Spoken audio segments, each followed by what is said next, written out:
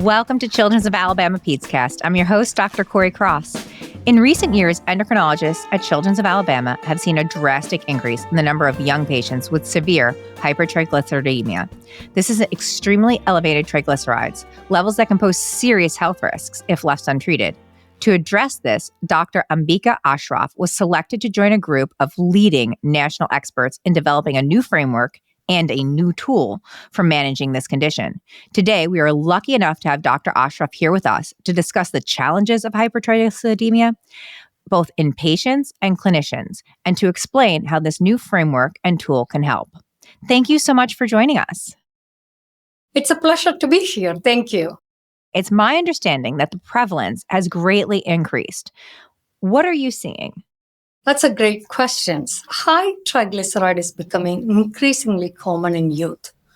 When I started medical school more than 30 years ago, elevated triglyceride was not a topic that was taught in pediatrics because it was considered to be a problem affecting adults between 30 to 40 years of age when they gained weight. So now, 30 years later, I'm seeing elevated triglycerides more and more common in children. Especially what I'm noticing is that it is associated with obesity, insulin resistance, sedentary lifestyle, high sugar intake, diabetes, and some genetic predisposition and certain medications. So if you really look at the United States data, triglyceride elevations, they go up sharply with higher body mass index, which is obesity. So if you take all children, it's seen in 10% of all adolescents, whereas in children with obesity, the prevalence is anywhere from 24 to 60%. That's at least 1 in 4 children with obesity are impacted. So that's a huge number. I also want to point out that I'm seeing a wide spectrum in terms of age and severity. For example, I remember a newborn who presented at 36 days of age due to abdominal colic. And when pediatrician was drawing blood, they saw milky serum, and that child's triglyceride was 36,000. As you know, normal in that age group is less than 100. So we see a wide spectrum. Obviously, that patient was very rare. She had a genetic condition called FCS, familial chylomicronemia syndrome. But I also want to point out that severe triglyceride elevations, more than 1,000, are seen in some children who present with diabetes. So I'm seeing a wide spectrum in terms of age, presentation, and severity. Now, what about high cholesterol? How does that play in? So high cholesterol now, we are seeing large number of children have high cholesterol. Cholesterol is very different from triglyceride. Cholesterol is predominantly genetically determined, whereas triglyceride, there's a significant component of metabolic syndrome, obesity, weight gain, those type of things. So cholesterol is much more common. So cholesterol, as you're saying, is then much more sort of genetically predisposed, but triglycerides are much more lifestyle and body dependent. In general, yes, that's correct. Whereas there are genetic causes of high cholesterol, which is in fact 1 in 250 children have heterozygous familial hypercholesterolemia. So it's much more common. It is not related to body weight or obesity. And then how often should pediatricians be checking triglyceride levels, and what age should we start doing that for patients? So that's a great question. So in reality, the national universal screening is between 9 to 11 for lipid disorders. And also repeat the level between 17 to 21. That's for all children. And the purpose of doing that universal lipid screening is to assess familial hypercholesterolemia, a totally different condition. But we also see patients with high triglyceride at that time. If a patient has any risk factors like obesity, insulin resistance, or family history of heart disease, then you can actually call something called selective screening starting from age 2. So checking for triglyceride is not universally accepted. However, when we do lipid screening, we also identify patients with hypertriglyceridemia. How difficult is it for clinicians to manage elevated triglycerides, and do they need to really refer this out? That's a great question. So, yes, you are right. Hypertriglyceridemia is difficult to manage. I would say there are at least 4 reasons for it. First of all, it's a very heterogeneous condition, meaning it's not just one cause. So, when you see a lab value of triglyceride, it reports triglyceride as one thing. For example, you just see a triglyceride of 400 or 600. However, there are mainly 2 types of triglyceride that circulate in the blood. One type is called VLDL produced in the liver, and the other type is called chylomicron that comes from dietary fat. However, our lab does not differentiate what type of triglyceride is causing the elevation. And also, it could be due to genetic factors, it could be due to secondary causes. So you may think, why does it matter from a clinician standpoint? Because management is different. If it is due to too much liver production of triglyceride, which is VLDL, we need to recommend reduced intake of carbohydrate. Whereas if the severe elevations are due to chylomicron, that's from poor clearance of dietary fat, that's usually due to reduced activity of an enzyme called lipoprotein lipase. In that case, we need to decrease the dietary fat intake. So these are 2 separate entities. And certain genetic conditions like FCS or acquired condition like MCS can cause that. So that's one reason. Now, wait, just to interrupt you. So, if you were to manage a child like this and you were to send the labs, do you have specialty labs then that separate out the chylomicron and the VLDL? So actually, no. So that's where we really need to understand what causes elevated VLDL, what causes elevated chylomicron. So to make it simple, that's what we did when we did the publication. We tried to categorize, we made it easy for the practicing clinicians how to identify when you see a report. So what we recommend is mild elevation is called less than 400, moderate elevation is called less than 800. And so if you have mild to moderate elevation, that's almost always related to increased liver production of VLDL. You have to restrict carbohydrate, reduce dietary intake of sugar. Whereas severe elevations are always due to reduced clearance. So that's where we need to restrict the fat intake. The second reason you were asking about why is it hard for managing high triglyceride for clinicians, because guidelines are not consistent. Classification is different. Mild, moderate, severe triglyceridemia is differently classified by different professional organizations. And also, lots of pediatric management is extrapolated from adult guidelines. And the point I really want to make is management is different depending on the type of triglyceride and severity. So when the triglyceride, let's say severe is what we call when the level is more than 1,000, and very severe is more than 2,000. And the reason this is very different is there is a risk of pancreatitis, because if you have very severe triglyceride is basically fat. It in the first instance, I was talking about a neonate who had milky serum. So the blood becomes so thick, milky, viscous, it can clog blood vessel.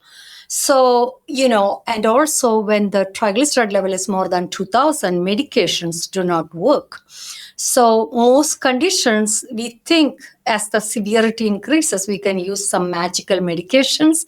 But here we have to resort to extreme dietary fat restriction, something put the children as NPO or nothing to eat by mouth and put on IV fluid and insulin. So that's why this is very hard to manage elevated triglyceride, especially very high triglyceride. And to make the matters more complicated, genetic testing is not always definitive or readily available.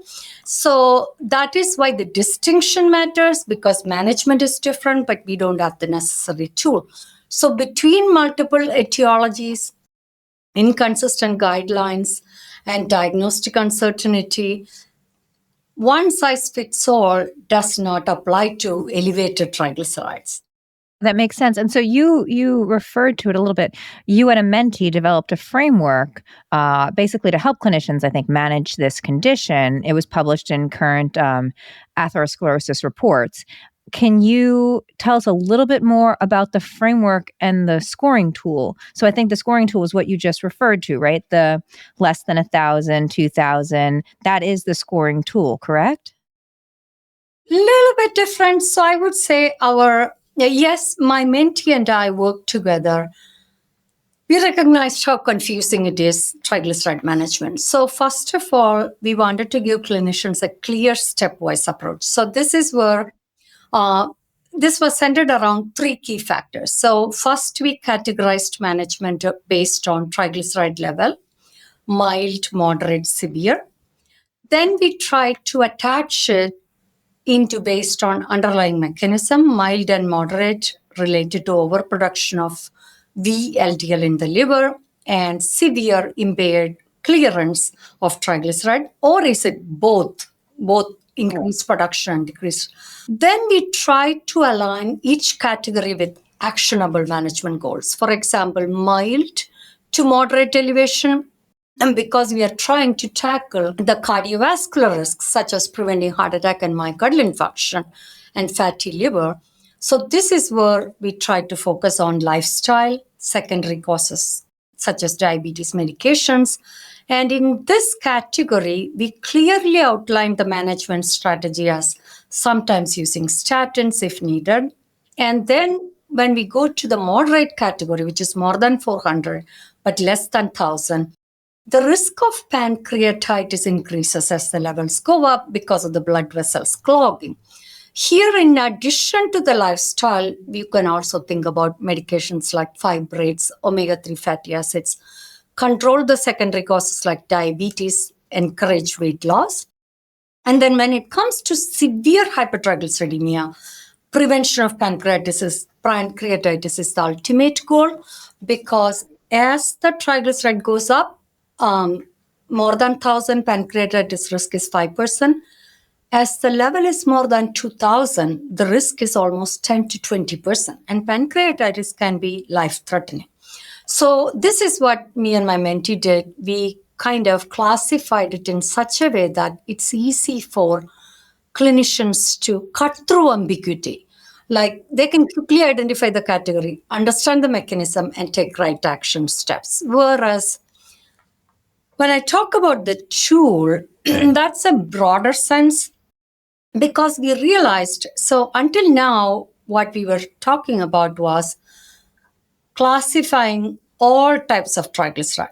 So then we realized there is a severe category of high triglycerides, which people really struggle with. So the tool, I'm really proud to say I have been part of this team that developed what we call the North American Familial Chylomicronemia Syndrome Score, or NAFCS score. This is for clinicians to tell apart, is this FCS or MCS, multifactorial chylomicronemia syndrome, when triglyceride is severely elevated, like more than 1,000.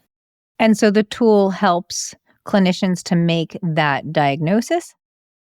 Yes, that's correct. So, for example, if you have familial chylomicronemia syndrome, like the neonate I was describing, so this is because of a genetic disorder where the enzyme that breaks down the fat in our body, lipoprotein lipase, is not working due to multiple reasons. And so these patients, it is important to make that distinction, is because these patients cannot break down fat. So they need to be on an extremely restricted, fat restricted diet from birth. And the usual medications do not work. So what it makes is we have now clinical trials for newer novel therapies that can target the LPL. On the other side, there is an entity called multifactorial chylomicronemia syndrome, where you can have elevated triglycerides more than 1,000. Here, it is mostly due to secondary factors like obesity, diabetes, certain medications. So here we can actually try certain medications, we can treat their secondary cause, and the outcome is totally different. They both present like more than 1,000 triglyceride, but the outcome is different. So this is where we came up with the score. And so can other pediatricians access this tool and framework? I know the framework's in the report. Does it stored somewhere online that they can access? How do they utilize it? So that's very good. Great question. I hope people who are listening can go back and look at it. So we do have it. The score is easily accessible. There's also one-page calculator. So they just have to Google NAFCS score. And it's really using simple things that we usually measure in the clinic, like, for example, age of onset, body mass index, history of pancreatitis, whether there are other conditions like diabetes, lab markers such as triglyceride cholesterol ratio, ApoB, which is another component. So basically, for example, each of these get a point value, and then you can come up with a total score, which will give a probability of having FCS. So for example, a score above 60 confirms FCS. Scores between 45 to 59, that suggests it's very likely. So what it means is having elevated triglycerides, severely elevated triglycerides, more than 1,000 is a confusing gray area. This clearly translated into a number-based guide. So you can recommend the right treatment at the right time. It sounds like it really does help you to figure it out, particularly if it's not something that you see often. And so, as a general pediatrician, you're not necessarily an expert in this. So you need guidelines to understand what are the other factors that I should be looking at that might give me a clue as to what's causing this, what the underlying etiology is, and therefore how should I best address it? Because if you just make the same dietary and lifestyle modifications to everybody, to your point, you're not going to get the same results. Is there anything else you'd like to add before we wrap up today? Because this has been so educational. I would say the tool is really a game changer for both clinicians and families.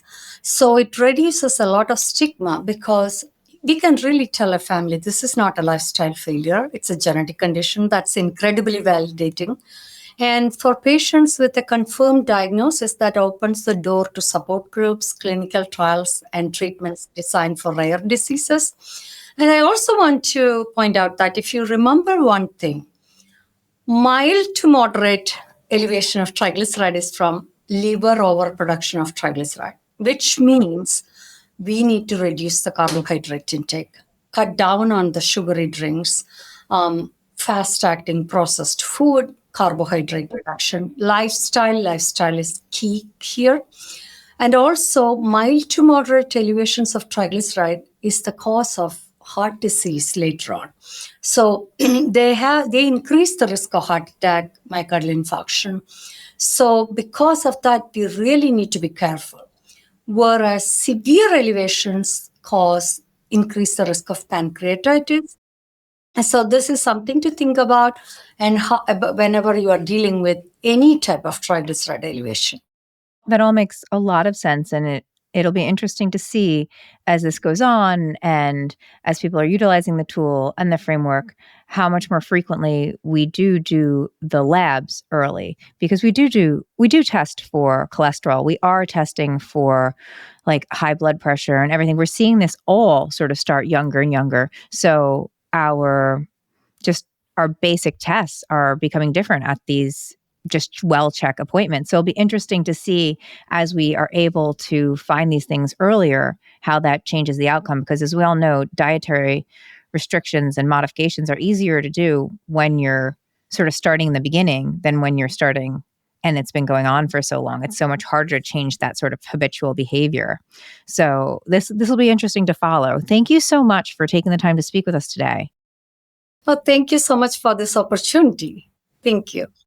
For more information, you can visit insidepeds.org and search up triglycerides.